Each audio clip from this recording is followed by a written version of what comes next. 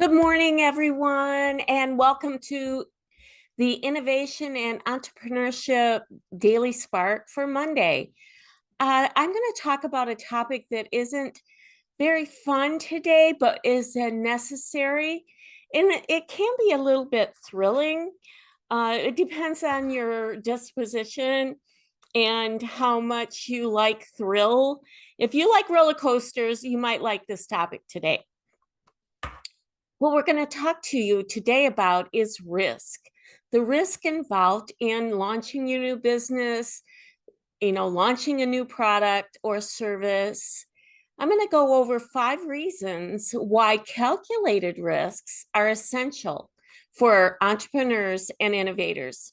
So here they are, the 5 reasons why calculated risks are essential and are very, very important.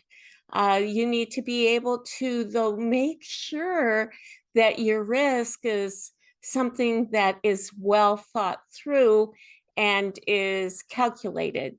And what they mean by think about the word calculation. With a calculation, you need to add, subtract, multiply, divide, maybe calculate what is actually going to happen if you do take this risk.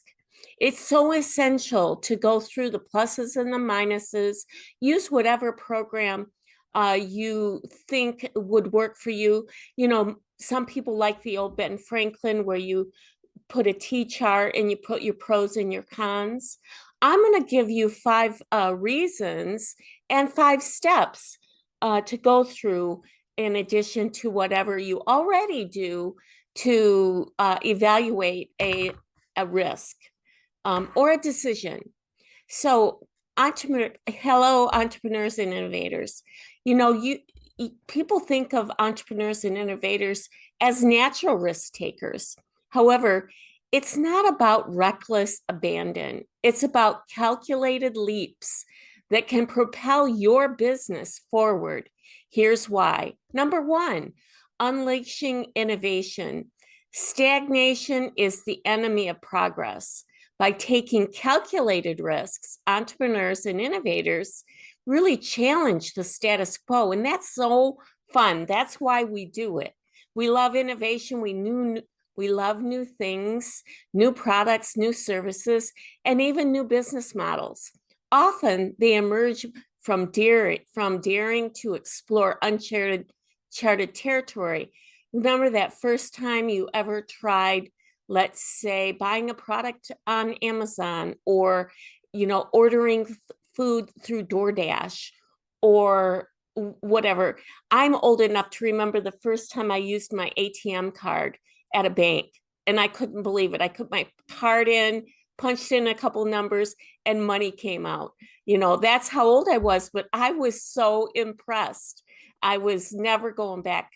I didn't have to look at a teller. I didn't have to prove my identity. It was so easy just to go up to that ATM and get money. I know I'm dating myself, but that was a moment that I'll never forget. Also, I remember the first microwave oven that we got. My dad brought home a microwave oven, and it was Thanksgiving time. And we, of course, had leftovers, and we popped those leftovers in the microwave with the turkey, the mashed potatoes, the gravy, all on the same plate, and it heated up immediately. We went from heating up leftovers. We'd have to have a pan for the gravy, a pan for the mashed potatoes, a pan for the turkey, and then you had to do all those dishes. And I just was so impressed that I could put all of that food on one plate, cook it or heat it, and then eat it with no other pots and pans to wash. I know that really dates me, but I still am so impressed with the microwave oven. Sorry, maybe I'm easily impressed, but those are the 2 innovations back in my early days in my teens and 20s. So, okay, who was daring enough to create an ATM? Who was daring enough to use microwaves to cook with? It truly was uncharted territory back in those days. So, building number 2 why you want to take these risks is that you can build a competitive edge. When I worked for IBM, that was the big thing for the projects and the work I did. I worked on the advanced technologies team, which, like I told you yesterday, stood for the more or less the innovative team. We took things like integrated faxing, integrated voice response units, document management with imaging and scanning. We used all those advanced technologies to create a competitive edge for our customers. And in today's hyper competitive landscape, standing out is crucial. Taking calculated risks can position your business as a pioneer ahead of the competition. And again, my own story with electronic medical records, we truly were pioneers. And I like to think of myself as a pioneer. When I think about my ancestors, they were pioneers. They were cooks in the lumber camps here in Cadillac, Michigan, and I really appreciated their coming to the Wild West at the time. You believe it or not, Michigan was the Wild West in the 1870s, and they gave up all their creature comforts, and they came out here and really staked their claim. The first mover's advantage can always be invaluable. When you are the first to market in a product area of an innovative and a value, you really can capitalize on your risk taking. One other thing that I'll bring up, and that's number 3, is accelerating your growth. Playing it safe might protect your business, but it also limits your potential. Calculated risks can open doors to new markets and partnerships. I know that when we came up with electronic medical records, it really strengthened our partnerships with other business partners, like other IBM business partners. We took our electronic medical record to them and they could take it to their clients. So we partnered with other partners of IBM. It really increased their revenue streams as well as our revenue streams, accelerating growth and scaling our whole enterprise. You can do the same. Fostering a culture of resilience is number 4. Who doesn't want to be resilient? Things change, but not every risk pays off. You're going to go through things that maybe don't work out so well. And believe me, I've had those experiences. But the ability to learn from failures is essential for long-term success. So let's say you take a calculated risk and it doesn't work out. So what? So who cares? Just keep moving forward. A culture of risk-taking and resilience builds a strong foundation. And you know what I always say, if people want to criticize you, some people will criticize you, they'll judge you, and it doesn't really matter, because what I always say is some do, some don't, so what? So just keep forging ahead. Build a strong foundation for resilience, and you will overcome challenges and you will come out even stronger. Number 5, attracting the top talent. The thing I loved about working in innovation is that you get to be around like-minded thinkers, passionate, ambitious individuals who are drawn to your company because they want to do something exciting and new too. They want to embrace innovation. They love a challenge. And when challenge is normal and is what you do normally, then they want to be a part of it. A reputation of calculated risk-taking can help attract top talent to your business. And also will attract your clients. Clients love to do things that are new as well, because they also in the marketplace want to be seen as leaders. And when they deploy new and different things, they become leaders in their own industries. So it not only brings you top talent, it brings you top clients. It really can fuel your team and a win-win situation with creativity and drive. Well, let's look at a case study. I love case studies, and I love Tesla. Tesla and Elon Musk, they really, you never can, I've heard this many times, Never bet against Elon Musk. And so, anyway, Tesla's decision to produce and sell electronic vehicles was a monumental risk. Who was doing that at the time? At the time when the automotive industry was dominated by gasoline powered cars, Tesla bet on a technology that was still in its infancy. This calculated risk, backed by extensive research and development, has transformed the transportation industry and has positioned Tesla as a global leader. Okay, so that was an example. And I gave you many examples from my life. So, what are the steps to do the quote unquote calculated risk? Number one, identify the opportunity. Clearly define the potential benefit of the risk. What's the upside? What problem does this solve? And what is the new market that it opens?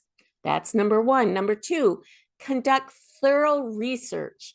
Understand the market, the competition, and the potential challenges. Gather data to support your decision. And you know who you go to for that? Mr. Google. Mr. Google. And you go to the industry conferences. Maybe you go, if you're in healthcare, go to HIMSS. If you're in legal, reach out to the Bar Association. There's industry associations for every industry. Lean on your associations and lean on the online resources that they provide, as well as AI. Number three, assess the risks and the awards. Do the weight, do the positives and the negatives, develop contingency plans for potential setbacks, because you will have setbacks. What we had in my company is a three-legged stool. And what I mean by that, we sold hardware, we sold software, we sold services. And so when hardware was down, software was up. When software was down, professional services and hardware might be up. So we had a contingency plan for cash flow through the three-legged stool of professional services and hardware sales, as well as software sales. That was just our way about it. Number four, you might want to create a detailed plan, absolutely, outlining the steps required to execute the risk, including timelines, resources, and key performance indicators. I like to call them critical success factors. Now, here's a side note. Critical success factors are so important. And in any endeavor, there are usually 5 to 7 critical success factors, whatever it is. I was taught this at a very early age in my career, where I was taught that no matter what you're talking about, there's usually 5 to 7 things that really determine your success. And I was given the example of tennis. Like, if you want to be an excellent tennis player, there's 5 to 7 things: your forehand, your backhand, your serve, your ability to run backwards and sideways. I can't think of any more.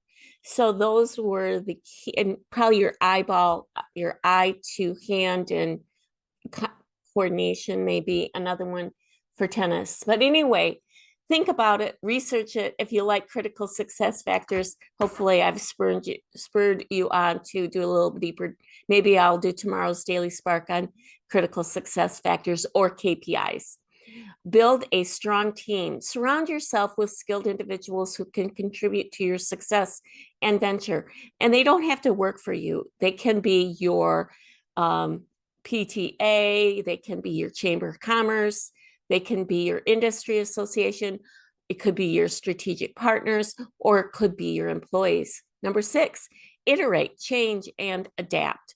You know what Darwin, everyone thinks Darwin was about survival of the fittest, and that is true. But number 1, over survival of the fittest, he said the species that really succeed are the ones that can adapt to change. And I don't know why they always say survival of the fittest. They should say adapt to change, because if you read his stuff, It's really adapt to change is what really strengthens a species and keeps species from not going extinct.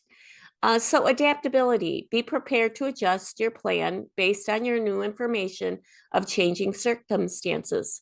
Remember, risk taking is not about gambling. I am definitely not a gambler. I hate going to Vegas. I hate putting my money in those slot machines. Every time I do, I just hate it. And it's because I'm gambling on something other than me. I'd rather gamble on me than on chance. That's just me. It's about making informed decisions based on thorough analysis and preparation. By understanding these 5 key benefits and following the steps outlined, I just mentioned, entrepreneurs and innovators can harness the power of calculated risks and drive their businesses to new heights. Now, what do you think about it? Have you taken calculated risks that paid off? Share your experiences in the comments below. And remember to go to our website, Innovation and Entrepreneurship Academy, and we will see you next time. Thank you.